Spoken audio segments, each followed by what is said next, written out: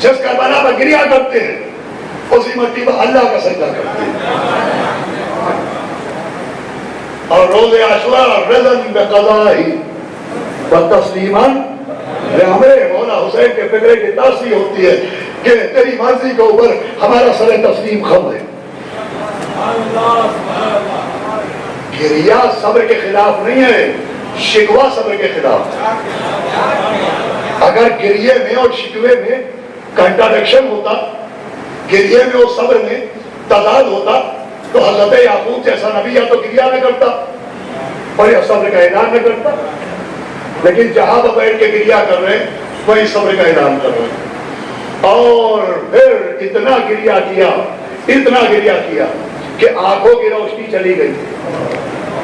برادران اسلامی بھی بیٹھے ماشاءاللہ، بڑی تعداد میں غیر شیعہ حضرات بھی ہیں. آپ قرآن پڑھیے، جناب یعقوب نے بیٹے پر اتنا گریا کیا کہ آنکھوں کی روشنی چلی گئی. اب جس قرآن میں یعقوب کی آنکھوں کی روشنی کے جانے کا ذکر ہے، اسی میں آنکھوں کی روشنی واپس آنے کا ذکر بھی ہے. میں نے بات کو آسان کیا. جس قرآن میں حضرت یعقوب کی آنکھوں کی روشنی جانے کا ذکر ہے، اسی میں آنے کا ذکر ہے. آنکھوں کی روشنی گئی کیوں؟ یوسف پر رونے کی وجہ سے. واپس آئی کیوں؟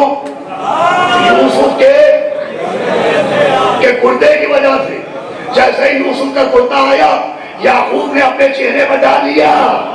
معصوموں کے تبرک سے چہرہ مس کرنا نبیوں کی سنت ہے.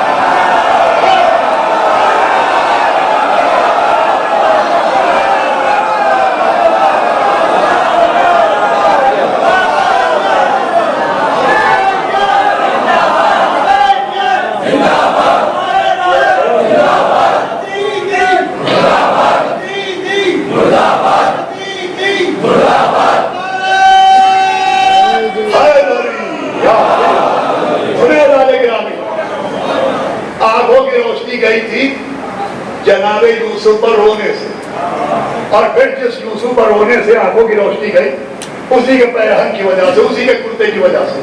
اب بہت سے لوگ ہیں جو آیات قرآنی میں منطق پیش کرتے ہیں، اپنی عقل کے گھوڑے دوڑاتے ہیں آیتوں کے میدان میں، وہ ریسرچ کرتے ہیں.